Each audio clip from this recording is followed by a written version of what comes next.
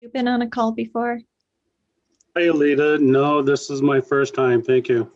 Excellent. Well, welcome. So it's basically just a Q&A format. I'm open to any questions about story. Keith, where did you hear about the call? I posted in the school and also on Instagram and Facebook for this one, so I'm curious. Actually, it was from an email from you. I think it was the newsletter. Okay. Okay. So with the school then, because I don't think I sent it to my Oh, podcast list.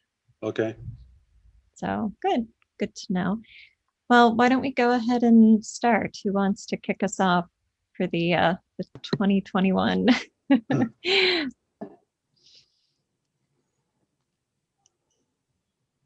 Go for I'll it. go ahead and go first if Okay, nobody minds. sure. Um, so a story that I've been working on involves two characters that are texting on their telephones. Mm-hmm. Okay, and there doesn't really seem to be any kind of um, formats that is which word I'm trying to think of here. You're not in regular use. No standard format for texting. And Mm-hmm. the way I set it up was to indent the text on both sides, so it looks more like a text string that you would see on your phone. And I was Mm-hmm. wondering if anybody else is working with that type of thing, and what solutions they might have come up with, or is a standard being developed for something like that? It's not something I've seen in traditionally published books. I'm sure there are, especially in the YA and new adult categories, because uh, texting is so heavily used by those age groups. I would expect it there. Um, Doing what you're doing makes sense. So the main thing I would be concerned with as an editor and as a reader is that you establish it and you're consistent with it, and it's done in such a way that there can't be any confusion about it. And you also don't want it to be clunky. You know, somebody posted in a Facebook group of editors, how do you feel about not using quotation marks around dialogue? And she had posted a picture of a book, a traditionally published, very well received book, where there were no quotation marks. But then every line of dialogue had a he said, she said, and so a lot of the response was that, well, I hate it or I don't mind it, but all of those he says, she says, it gets tedious to have Yes. to read that every time, when if you use the quotation marks, you just understand. You don't need to have that tag. So the same guideline would apply to your text message. If you um, indent it as you're saying and just establish the pattern, I think that should work really well. Right. So far, it seems to be working out very well, because the story is being told from first person. Mm-hmm. So obviously, the text on that's on the left is what you're is being sent to you, and the text on the right is from the first person point of view character. So I think I think it flows pretty well, and it's pretty obvious as to who's saying what. Mm-hmm. Yeah. My other caution, and I haven't seen your manuscript, so it's just a general caution, is to be careful that it's not overused. Make sure it's advancing the story, because Right. texting can read like a script where you just have dialogue and you don't have any setting, any narrative, any mood, any description, so um, as with dialogue, you want to use it in such a way that it's not detracting from the other elements of fiction, and that it is actually advancing the story and not just stating something that we've already, for example, seen acted out in a Right. description of action or something. Right. No, I understand, and I feel like I've kept it relatively short and to the point. Great. Um, and I also feel that it kind of helps put the reader um, in the scene with the character as well. Mm-hmm. Good. So thank you. That's good advice. Yeah. Does anybody else want to weigh in? Have you seen texting done in novels, and did it work for you, or was there anything where you where it turned you off? It's kind of annoying when you see it in a movie, because then you see, the balloons, and it's like, it's not, you're in one reality and then you're in another one. And I guess that's what texting is like, but I don't know. I don't see it that way on film. Mm-hmm. So your story may have trouble translating to film, if Yeah. that's ever a consideration. Mm-hmm. Or you would just change that for the adaptation. And it depends too on who your audience is. I think people under 30 or 35, I'll say, perhaps arbitrarily, are so. Well, I wonder if it would have that dating of like You've Got Mail. It's technology and that. It may have been a good movie back then, but Yeah. I mean, technology does certainly date a piece, and it can also detract from letting your characters do what they need to do effectively to move the story. I've been noticing in not only fiction, but also in film, that things will be set in a reality that's like today, but nobody has smartphones. Smartphones are just taken off the table. It's like Buffy the Vampire Slayer has this iconic line where she's heading off on a date or something, and she says, "If the world ends, beep me," and she holds up a pager, right? So very dated, but then it also makes you think, if these people had technology the way we do today, the show would just fall apart, because you just text your friends, get to the club, get whatever, this is happening, and everybody converges, and you don't have the running around that fills so much of our plots.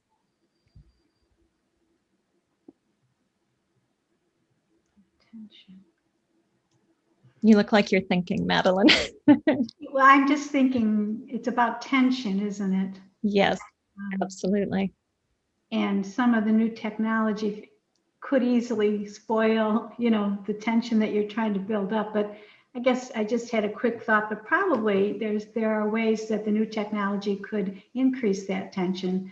But it's just something I have to think about more. I haven't given that much thought. Right. And it depends, excuse me, on your genre too. Like You've Got Mail is a rom-com. And so you've got getting to know each other through written communication versus face-to-face, and the mystery of not knowing who's behind those emails versus the friction those characters have in life on the streets and such. And so there, the technology is actually used to create tension, and that works in a rom-com. In an action story like Buffy, then you have to be careful how you use it, that it doesn't make it too easy for word to get out and for people to converge and things to happen.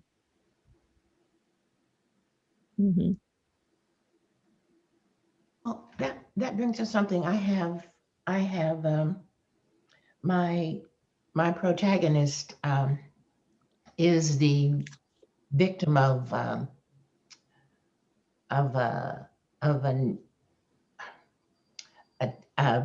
an internet attack, so to speak. She has people are sending are libeling her online, and she discovers this while she's at a restaurant, while she's out with her husband and her family. They're celebrating something that she's just an achievement that she's just made, something really, really, really great. And her phone beeps and she ignores it. And then it beeps again and she says, "Oh, I've got to look at that." And she looks at it and it's vile. It's horrible. Mm-hmm. And I'm not sure how to, I'm having trouble figuring out how to make that how to put the tension in that. You know, I So what is its role in your plot? And, there's tension just in discovery.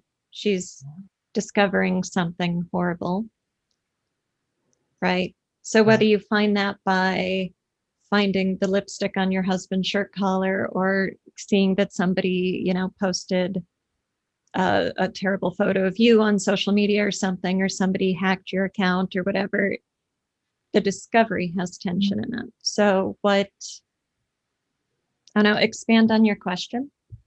Okay, well, I mean, the idea in my head was, it's this joyous occasion. It's wonderful. And it's the culmination of some things she's been trying to do, and she's happy and everybody's excited. And then all her family is around there, her husband and her sisters and her mother and father. It's a big celebration for her. Mm-hmm.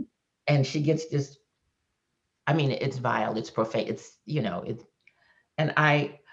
and its significance is that this internet attack is destroying her reputation, which she is banking on in order to get the funding that she's trying to get for her, for her project. Mm-hmm.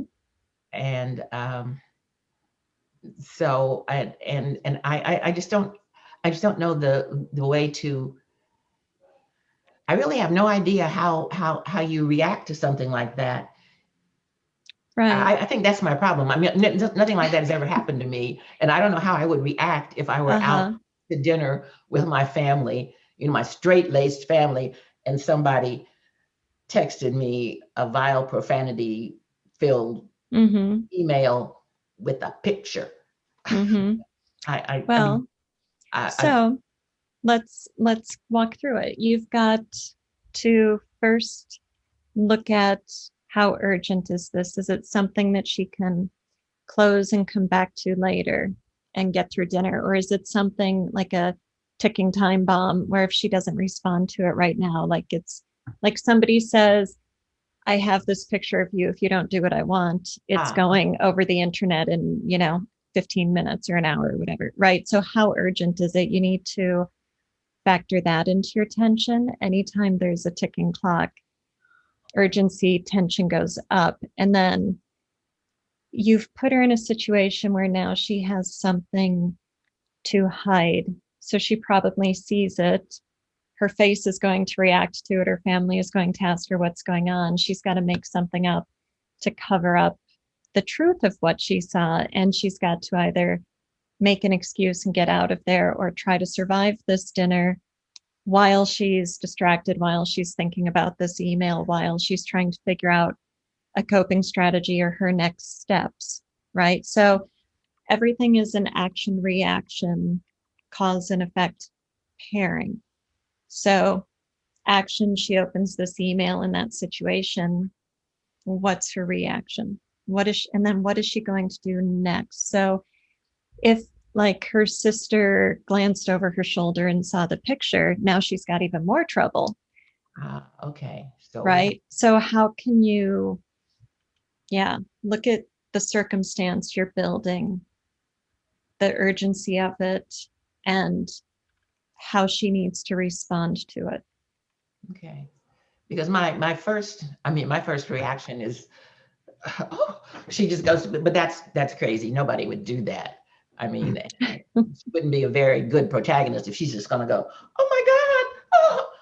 That would be very wimpy, and she's not going to do that. So thank you for Does that give you enough? You're welcome. Yeah. I think it would also depend on how much emotion you wanted to instill on the scene. Obviously, your character would probably want to keep it a secret, but how would she react? Would she be shocked? Would somebody else notice that she is shocked and perhaps ask, what's wrong? So she would have to keep it a secret, or is there somebody there she might trust to show it to? would she be able to keep it to herself? I mean, as an example, if you're sitting down to dinner and suddenly a large spider crawls across your plate, you just brush it off and not worry about it. Do you scream? You see what I'm getting at there? Yeah, okay. Yeah. Mm-hmm. I was just thinking, I don't know, Judy, if this would fit in at all, but if there were somebody who represented the foundation or whoever she was hoping to get this funding from, Mm-hmm. if they were at that dinner, I know you're talking about a big family celebration, but I don't know if it would make sense or if it appeals to you, then she would really, I think that would up the tension, because this person for sure, she wants to not see or be aware of that. Mm-hmm. Or the email might be CC'd to that person and she's got to try to Yeah, intervene, right? So it's that Mm. ticking clock thing. And you're always asking, what is at stake? What does my character stand to gain or lose? So her family's respect, maybe her place in the family, depending on what it is and how her family behaves. Love from her family, the money, respect in the larger community, her public persona, her reputation.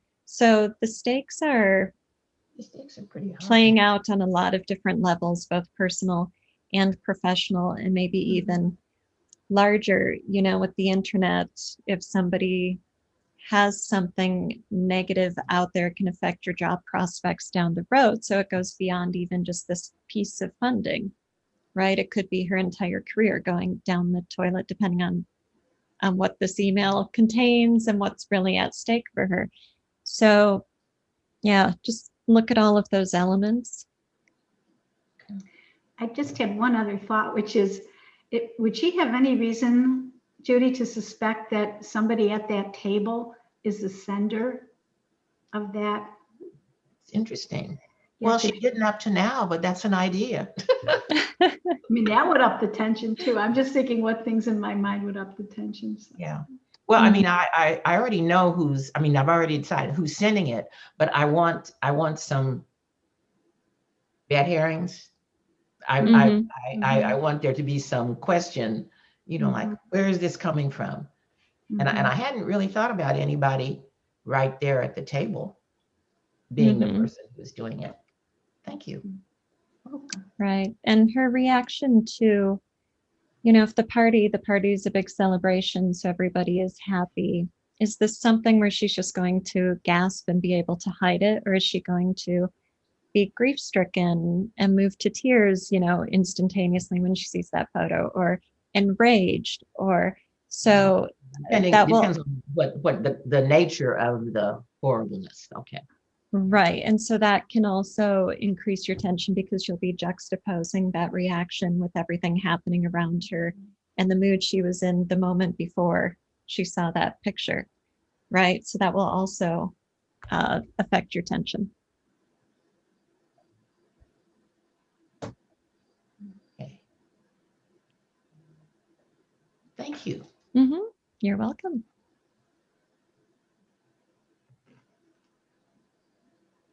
Who's up?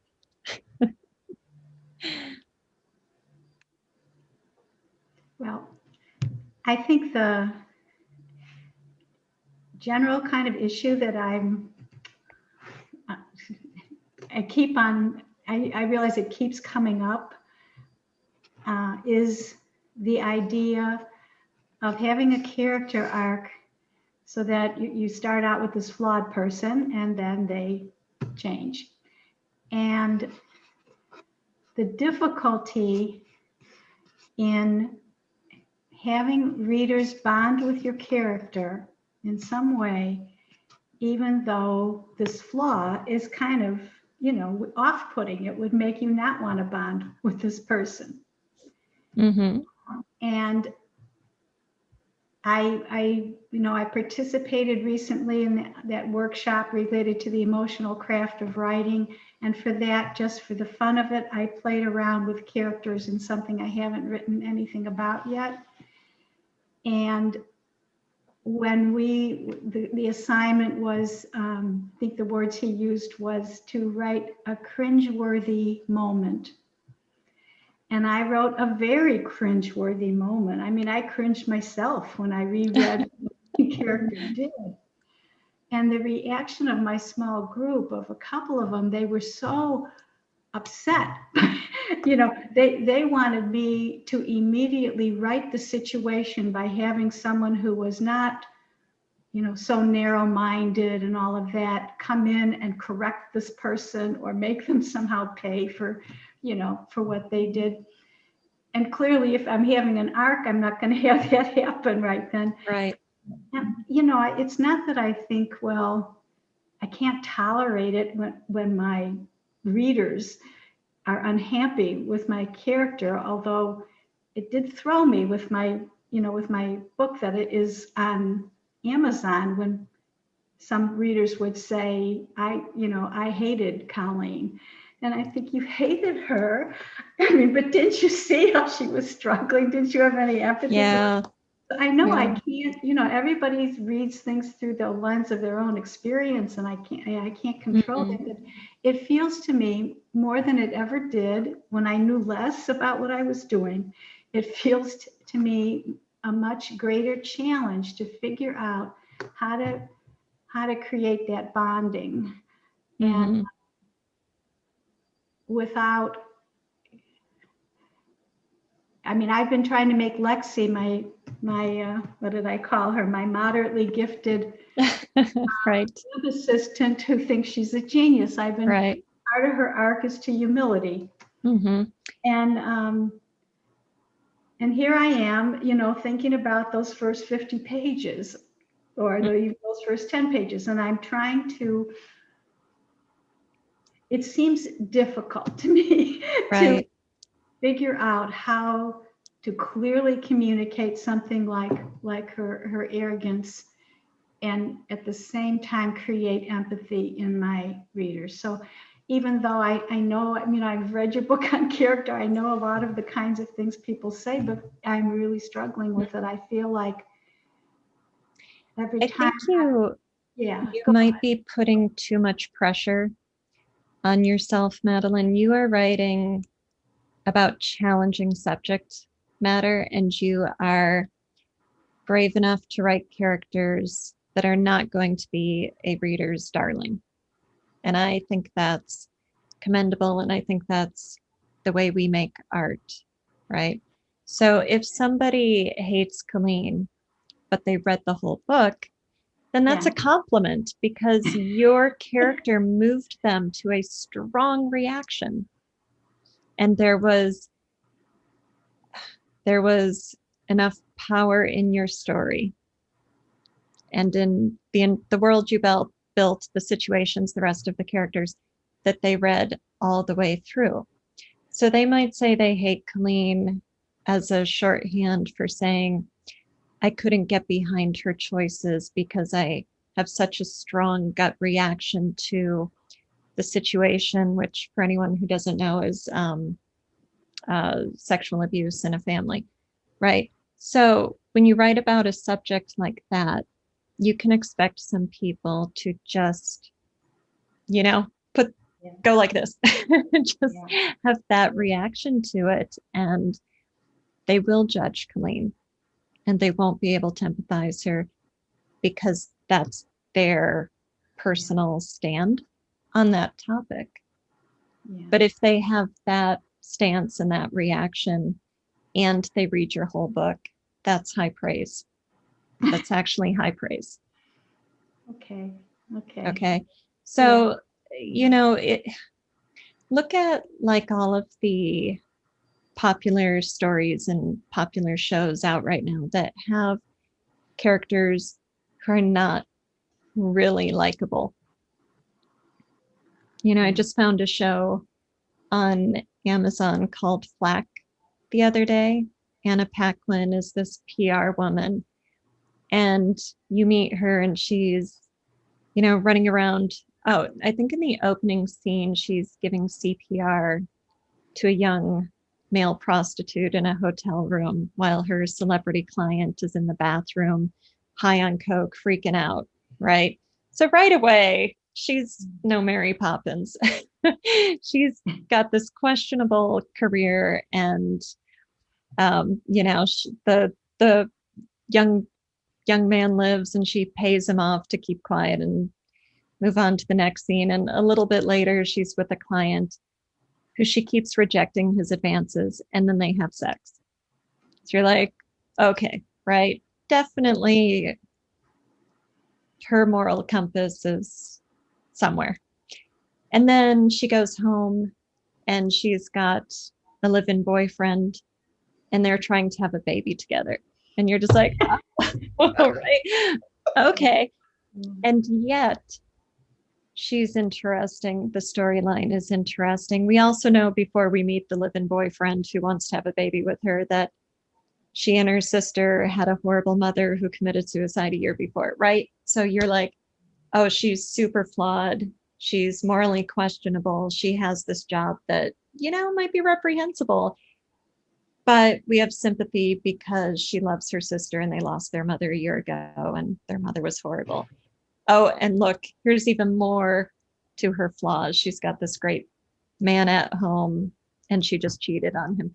So despite all of those strikes piling up against her, we want to see how it turns out. So maybe Lexi doesn't have to be as likable as you think. Maybe you just need to give us a reason to A, be curious about her and what's going on, and B, have some sympathy for her, like the mom who committed suicide thing in Flack. You're like, okay, Lexi loves her sister and nephews, and her dad died, and she's lonely. Yeah. Well, Right. we understand she's sympathetic and damaged, right? Yeah. And interesting. Okay. Okay. Yeah. Did you want to ask anything more specific about, this issue, or? No, I think that's good. I have a completely separate question, but I want other people to get a chance. Okay.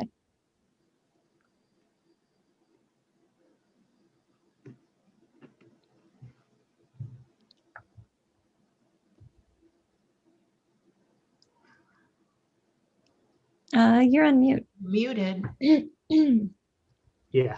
I have something that might be a question, but I don't know if it's appropriate. It's not my work. What I've been doing in the past, since I was last here, is I've been analyzing the Dresden Files, the first 12 books. Okay. And so I haven't really had formal training in, analyzing literature. So I've got a question about subtext. How do people work with that when you're learning it and looking at a source to see how it's going? I have a file that I could send to you, or I could share a screen, either way, so we know what we're talking about. But I wanted to see if that's appropriate for this situation first. Yeah, we can certainly talk about subtext. I haven't read Dresden Files. I actually just ordered the first book. It's urban fantasy, so it's it's at a certain, it doesn't go too far deep. Right. So what do you have to share? Is it an excerpt? Well, it's a snippet where he's talking with someone, and let's see. Yeah, go ahead. I think you can share. I think it's turned on. Yes, it is. Okay, so this is book 10 that I'm on. It's called Small Favor. And my goal is to do the first 12 books because that's sort of a natural ending point for the series, even though it's up to book 17 now. So he's working with somebody. For those of you that don't know about the Dresden Files, it's urban fantasy. So it's fantasy set in our modern world. And he's working with this person called Sigrun Gard, and she's a Valkyrie in this world. And so he's trying to get information out of her, and she's resisting. And so this is where the section that I wanted to show, where I found subtext.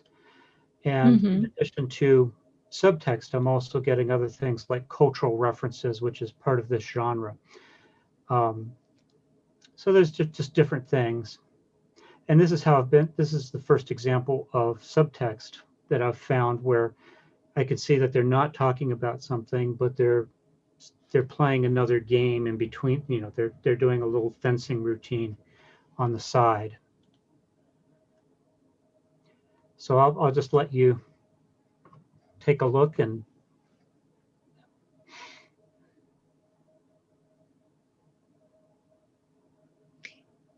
So what, so where it says explanation, is that your that's just a chunk of text analysis? where he's talking about something that's not really part of the dialogue or moving the story forward. It's something that's just being offered to the reader. Sometimes I'll use description or explanation because that's what's going on in the text. Mm-hmm. Anything in quotes is directly from the book. Okay.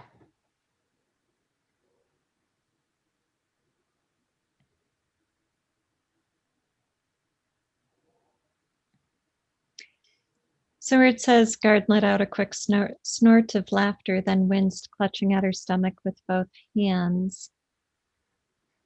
She's wounded, Oh. and so he's talking to her while she's convalescing. Okay. So, being that she's magical, she was actually disemboweled, and she's mending very quickly. So, as they're talking, she's healing. Mm-hmm. Yeah, when I think of subtext, I think of things the reader picks up on that are not actually on the page, just like in conversation. When you have a conversation with somebody you know really well, you can get each other and get references and allusions without spelling them out. And that Feels sort of like, happens because at the beginning of this section, they are adversarial. And by the end of it, she's helping him think the solution through. yeah, so I wouldn't say she tapped a finger against her chin as subtext. I would say that's just a gesture that conveys meaning. It's just body language Okay, so being it's showing described. that she's now working with him. Right, that's right. It's showing instead of telling. So he's showing the reader that she's willing to work with him by thinking about his concerns, by describing her body language instead of telling the reader. Guard considered what Dresden needed and said, right? Mhm. So showing versus telling, but not really subtext.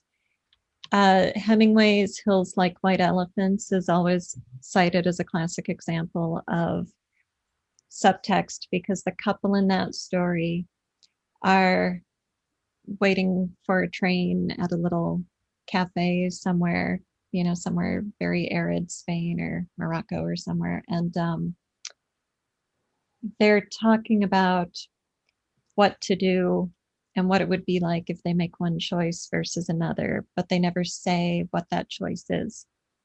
And it's whether or not she should have an abortion, but the actual issue is never stated. So that's an example of a whole conversation being about something that isn't on the page, right? It's left for the reader to infer, to get it from the clues. And I think we talked, Madeline, do you remember the episode of Storyworks Roundtable when we talked about Cathedral, the short story Cathedral? Yes, We talked a lot about subtext. That was a subtext episode, right? yes.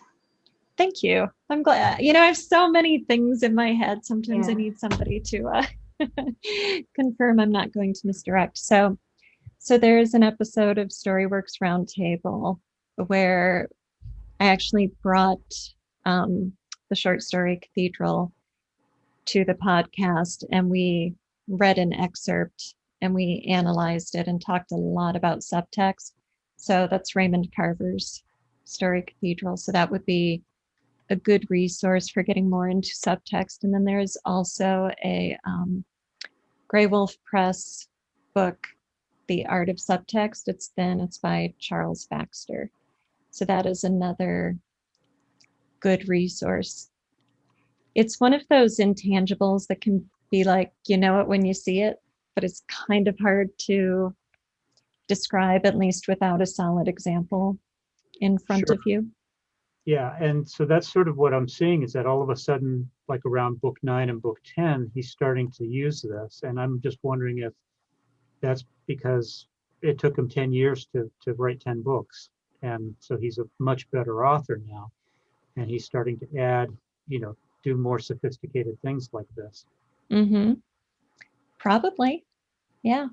If you look at the He first turns them Harry out about Potter, one a it's year. Hmm? He produces about a book a year. okay. Yeah, I'm sure he's a better writer. Writers either tend to get better as they advance post publication, or they get worse because then the deadlines are piling up on them and the fans are demanding the stories. And, if you aren't J.K. Rowling, you can't just tell your fans, no, it's going to be 2 years. Chill out. You have to meet the deadline. And so things can slip. But I don't know. Did that help? Do you want to go into it a little deeper in a different direction? That's, I mean, what I'm doing with that is so big. I mean, if there's anything that, like if there's any books that you know of that might talk about like how to do something like this. Mainly I'm doing it because I want to see how writing over multiple books, how you work with arcs and stuff like that, long form Mm-hmm. fiction, which I haven't really found any books or how-tos on. So that's what I thought I would do here is just, read in the style I want to write in and see how they do it. Yeah, I think that's a great plan. One of my good writing friends, Nico, who is also on the podcast doing the fantasy episodes, really good ones. During the MFA program, he did an independent study where he read all the fantasy novels and all of the books about writing fantasy that he could find. So he curated his own collection of texts and then he read them all and analyzed them, assessed them, kind of collated his knowledge gleaned from all of these different texts. And that was his course of study. And that is a fantastic way to learn. It's definitely worth a Kind few of doing months the of same your thing. life. Yeah, it's great. But it's I'm getting tired of it, by book 10 of doing that because of what you saw, I'm doing that for every chapter and they average about 40 chapters a book. Yeah, if So you're it's a getting lot of, diminishing returns, maybe you've it might be, I mean, done all part you of it, need to. so I'm torn between the diminishing returns question that you just mentioned and um, sticking to my decision to finish through, How many more books do you have to go? 2 more or 2.5 more. Yeah. Well, you might not do the consistent notes and just do like a global The notes keep overview of getting what you bigger because I'm discover. able to add more to them. Yeah. So this is actually the second time around through doing stuff. Wow. The first time I just read it and took light notes. I got a feel for it, and that's how I determined that number 12 was where I would stop. Okay. I'm reading through on number 16 for fun, but it's also interesting because I'm starting to see when, like he had a bad idea about a character and that character doesn't show up anymore, or, when he introduces somebody and you can tell he wasn't going to have that be a main character, but then over time it becomes a very major character. So that's kind of interesting to see. Yeah, that is interesting. Wow. So it's kind of informing me like how much you have to get the ball rolling. Right. Like you don't need everything built. No, can you start don't. the outline structure. Mm-hmm. Mm-hmm.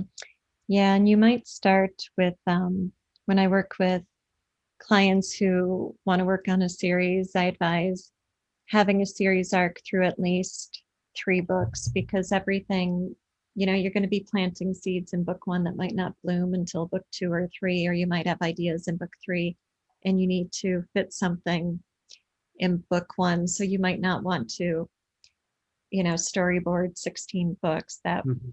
would be a behemoth. But if you get 3, and then, by the time you're on book 2, you maybe have ideas for 4, 5, and 6. And so you're always ahead of the game so that you aren't trying to retroactively fit stuff and shoehorn things from the early books into the later books, Right. so that you can keep it smooth and keep those arcs coherent, for a reader, so that you don't end up down a bunch of dead ends.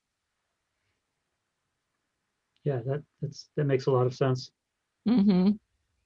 Another thing to the genre, it's usually written, or it's often written in first person, which is not my preference, but and one thing I'm finding that's interesting that he does, and I don't know what you would call it, it's where you, like if you have a string of complications and with the design to show what the character's doing, so we get an idea of whether we like this character or not. But he transfers that agency to other people in the series. And so there'll be the string of complications, and then I don't know what to call it. I'm just calling it a POV pivot, because it's not head hopping. It's very methodical and Mm-hmm. referencing, but it'll be that someone, maybe the number 2 person in the series has to make a decision. And so he flips from being the one that makes the decision to the one that's becoming the force causing the decision.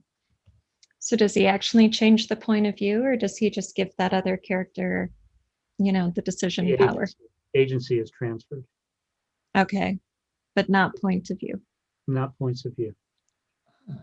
Hmm. That was, and that struck me as very interesting, because it all of a sudden expands what you can do with first person, because it's not always the one person, the main POV making the decision. I can find an example if you want to answer another question for someone. Sure. If we I have don't want time to be a hog here. to come back around to it, let's see if we have time to come back around to it. Yeah. No, you All right. look kind of puzzled, and so I thought you might want to I'm see just it. thinking that, I'm wondering what that would look like on I'll the look quickly. page. And I did just order the first book, so I'll probably find out soon. I don't think it's in the first book much. Oh, okay. Okay. Interesting. Who else has a question? All right, Madeline, you're up. This goes back to a really basic idea about the shape of a chapter. Mm-hmm. And what I think is happening as I'm working on applying the feedback I got from you about my my less than humble, lab assistant Lexi, Uh-huh. that there's a sense in which I'm tightening up the chapter. I'm seeing you. Oh, you used a phrase. It was like, what's the main thing that's moving? There was a word you used, and I can't think of it now. But locating that, and then making sure I'm kind of building that arc, that pyramids, that Mm-hmm. Freiberg's thing. Yeah. But what I'm finding is that I feel like I have to eliminate lots of things that were in the chapter, just maybe because I feel like I have to plant a seed about that for later, or it's just part of the whole scenario that maybe I thought the reader ought to become aware of, things like that. But they're not, tight. They're not tightly associated with I mean, as an example, in that chapter, in that first chapter with Lexi, there's the introduction of the laboratory research. But the really tight thing I want to show is her, introducing her as the main character. So I want to show how ambitious she is, and I want to show how a little bit of a glimpse into her relationship with Ravi, who is her mentor and, you know, associate there.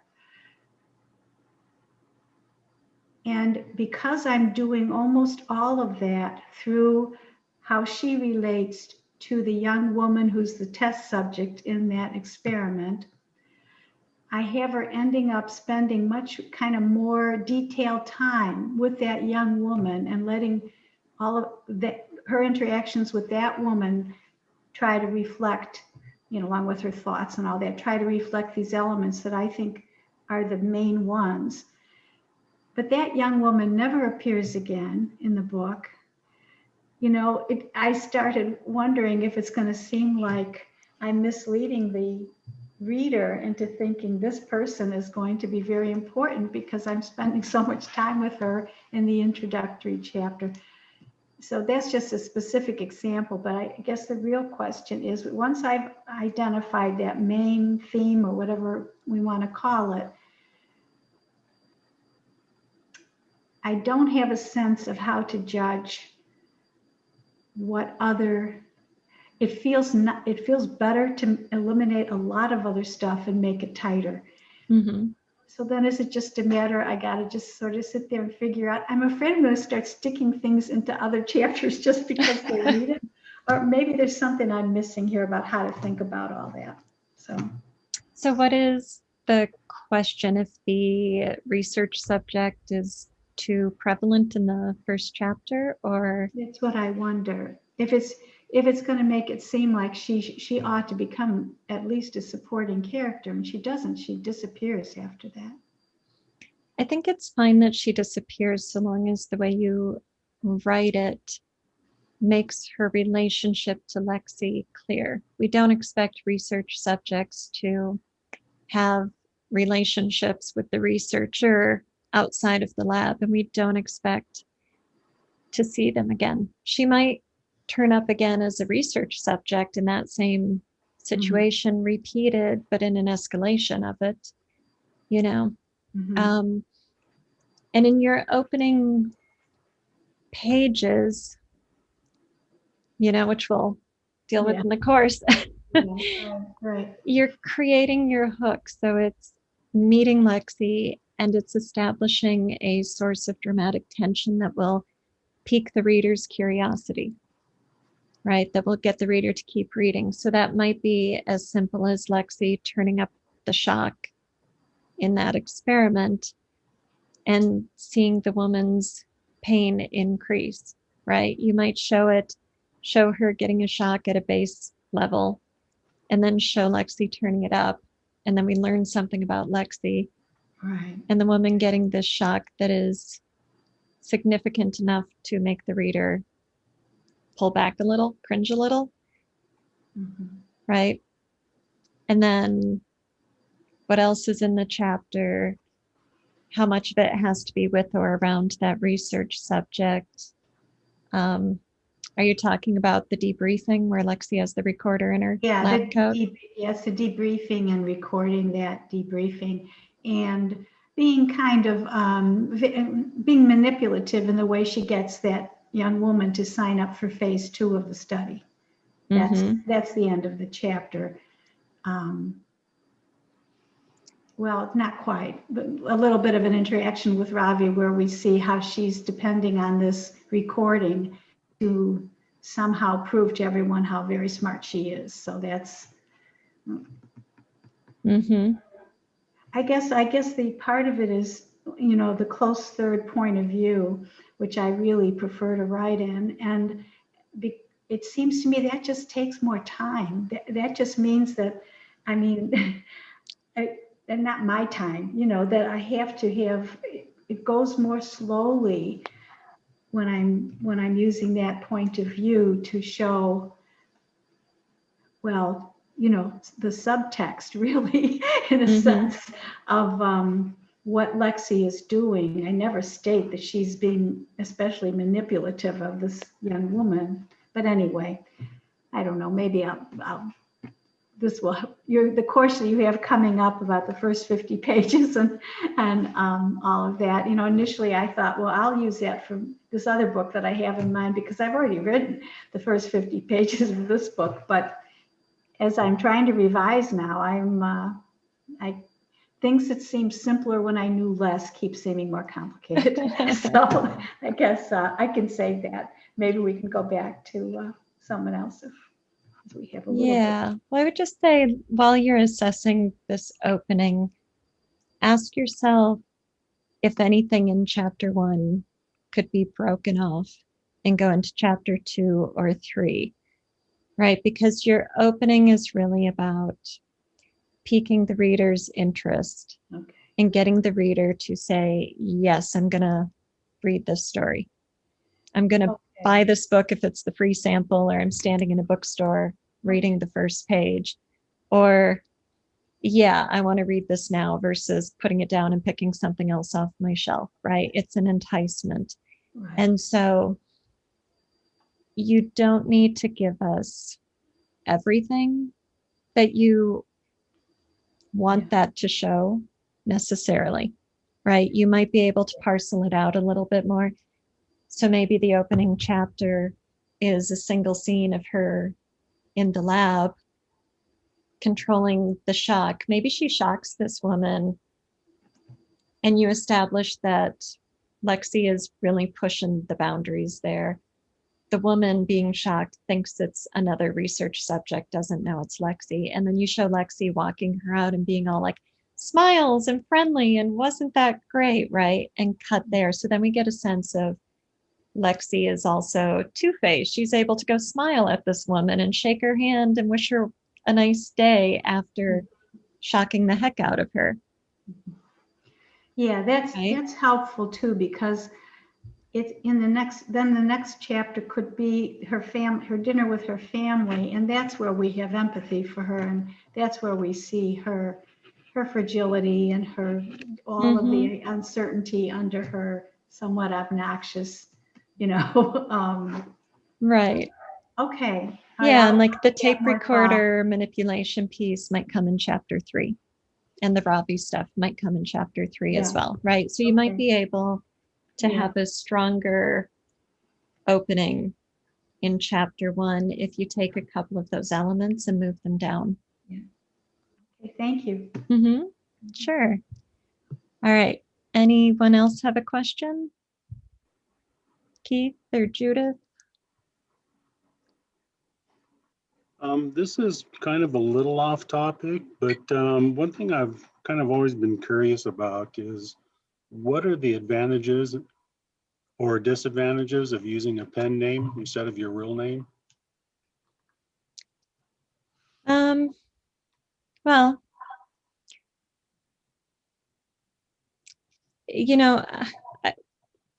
whichever you choose, I think the real disadvantages come out if you change your mind or if you have multiple names, because then you're doing multiple websites, multiple social media platforms, multiple promotions. So it's really about the workload you want to take on. Like in the traditional world, sometimes authors will be a mid-list author who then their career doesn't take off. So there's kind of the 3-book death, 3-book death note, right? And then they have to start over again querying agents, but they have to do it with a pen name because their real name will be in the sales databases showing that they flopped, that their career didn't launch once already. So, another reason to use a pen name is because of your genre. Your personal name might not be unique enough, or it might not seem marketable enough or have the right ring for the genre. So if you're writing steamy romances or epic fantasy or something, you might want a specific sounding name. Sometimes people will think they should have one name for romance and one name for sci-fi and one name for contemporary if they're writing across genres.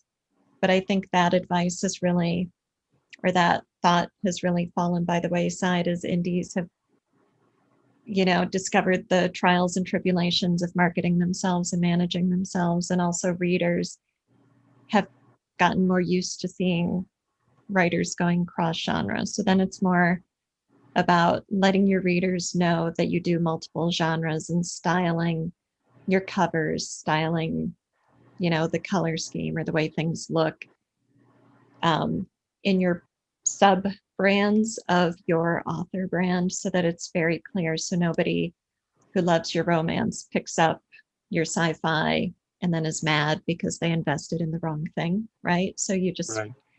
have to be clear. I know. Okay. Okay. Did that help? actually brings Are we up- It good? did. Good, good.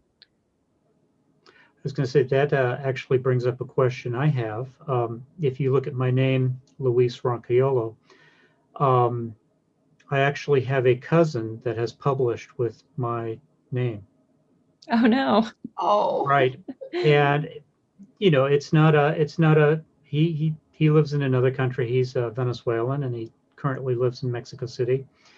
But his parents, his father is a famous Venezuelan filmmaker. And so since he's named, his name is Urgeles. Thelman. Thelman Urgeles is the last name. So he would have been junior, so he couldn't use his name. So he took his mother's maiden name, which is my aunt, and used my grandfather's name. Hmm. And he didn't consult with me. I was busy learning to sing opera at the time, but I had the website and everything. And so now there's a Luis Roncagliolo that is published. So I have to come up with something else. And so I'm wondering, I'm sort of leaning towards L.E. Roncagliolo, with E being for my middle name, which is Enrique, Spanish for Henry. And so L.E. Roncagliolo, or I could go with L. Roncagliolo, or I don't know. I was just wondering if any bells rings for So anybody. how much crossover is there between you and your cousin? If he's publishing in, Spanish or something and you're in English, you're going to be in different marketplaces. So is there the danger of being confused? I went into 20 books for, $50K and asked there, and everybody said, you got to do something different. He's already got it. Okay. And so, and that's okay. I mean, I kind of assumed that was going to be the case. So it wasn't a blow, and, it's fine. It's just so strange, when I found out. Yeah. It's like, of all the names. Right. Bummer. So L.E. Roncagliolo or somebody in that time when I went there said, first initials, and then the last name is kind of a thing now. so I might go with a different name. This is just my personal opinion, not a like, I'm not an expert in pen names, but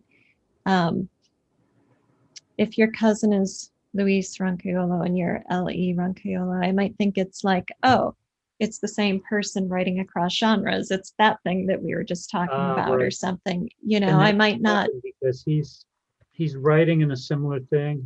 While I'm going after, the fantasy genre, he's more of he's all over the place, but I mean, he's more out of the magical realism Okay. of South America. Yeah. Yeah. So Yep. it's kind of wild, and everything's, things can just happen, and we're interested in the same things, it turns out. And, it's just, it would be fun to talk to him, I think. But so yeah, Mhm. out of that possibility that you just mentioned. Yeah. I think initials with the same last name is still too similar. I think people will confuse you. Mm-hmm. How about if you were to, What's that? I'm sorry, how about if you were to use your middle name and your last name? I think Enrique would be difficult for English speakers. Why? I have trouble pronouncing it. Oh. Enrique? Yeah, I don't know. I've never used it. I've never identified with it. Yeah. What about, another variation that is often seen amongst family members is use, and it's historical, is using a J instead of a Y. So it'd be Roncajolo. Hmm. And I'm wondering if that might be enough to alleviate what you just brought up. No, because people mistype, and then there's autocorrect or nemesis. And then also with e-readers, if I have a paperback sitting on my bedside table, I'm always seeing the names. But if I have something on an e-reader, it just opens to the page I'm reading, and I could be like, I have no idea what the title is. I have no idea what the author is, because I'm, like you see it when you buy it. And if it's not someone you're really tracking, if it's someone you're new to, that might slip your mind. And so you aren't constantly going, oh, right, this is the spelling. It's just not in your consciousness when stuff Okay. is on an e-reader. So while the J would help, I wouldn't rely on it. Mm-hmm. Yeah, All I'm right. even picturing books on a library shelf. Look how close they would be. Well, yeah, I know. But I don't think his are going to be on any of our libraries. Okay. I mean, Right. he's published in Mexico and in the Latin American world. Mexico and Spain, and to a degree Argentina, are the places where they publish. And Is the he research writing in on the English? genre tells me that the English-speaking world for fantasy is very big. The next one would be Germany. So I don't see myself going into the Spanish language. Okay. I'm surprised that writing in different languages, there's still as much concern. About what? You said he's writing in Spanish, right? Right. And you're writing in English. So I'm surprised the people in the 20 to 50,000 books Well, said you must has to change do it if you're in with different what you're able markets. to read. So in Spanish, they're not. I guess Lord of the Rings has made it big there, but it's not part of the tradition of what you read. In high school, you would read Cervantes, Don Quixote, and in Venezuela, you would read, Doña Barbara and other things like that. And so it kind of channels people. If they're going fantasy, they go magical realism. Mm-hmm. They have that rich tradition built in for that, and that's sort of what people wind up reading. Right. Whereas in the English world, it kind of is closer to the Germanic world in that sense, in terms of what people are reading. It's just Mm-hmm. what I've found out. I mean, I don't know personally. Right. Well, I don't know if we have an answer on your. Yeah, I just keep looking. I keep thinking about it. Mhm. Yeah, it'll feel right when you find it. Mhm. That's not a brain thing, that's a gut thing. Right, right. Yes. Well, I would like to know from all of you. I have the next workshop I'm offering in the school is called Write Great Openings, and it's about Act One and a really interactive workshop. So definitely lessons, but it's not a lecture course. It's a write and workshop and critique for each other and such type of workshop. So my question is, what are your biggest concerns about Act One or plot generally if you don't have a Act One specific concern? Say that there would be like two different sets of concerns. One would be the thing about the first page, the first sentence, the first paragraph, the first page, just getting those really polished. But then the other would be, how is that first chapter setting your next chapters up, or like you were saying earlier, your next series, you're thinking in threes. So I could see two dimensions to that, and people coming for maybe more of the first one than the second one. Nice. Thank you. I think maybe booking your reader, Mm-hmm. if I can't get past the first couple pages, I'm not going to get past the first chapter. And if I can't get past the first chapter, I'm not going to read the rest of the book. Right. Definitely. Thank you. And I am taking notes, so. Look like it. Yes. Yeah. Concerns. Actually, I'm sorry, Judy, go ahead. Go ahead. Go ahead. But I was just going to say the two things that I asked about earlier, probably, because it all has to do to some extent with pacing and, the building of tension and coordinating the story elements and the plot elements that I want to get across, to build that, so are we saying the inciting incident is going to be the bridge between Act 1 and Act 2? That Act 1 is going to end with the inciting incident in general, is that how? Yeah, so the inciting incident paired with point of no return 1, which I know you and Judy understand because you're in the plot workshop. Yeah. Okay, right. Yeah. And the integration of the character arc in Act 1 with the plot arc in Act 1. Mm-hmm. Nice. Yes. Yeah. And in this workshop, we're really looking at Act 1 as a whole, complement of the elements, the plot, the setting, and the character, not just, plot as its own story element, story thread. I'm thinking, and I'm thinking about one thing and talking about something else.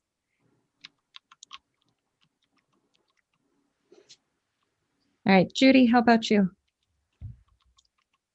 Well, I'm always I'm always thinking about prologues. For some reason I like prologues, and I'm trying to and so maybe in some discussion of what's good about prologues, what isn't good, and when you should forget the prologue and just put whatever it is you're trying to put in the prologue into Act 1. I guess it would have to be Act 1, yeah. Mm-hmm. And also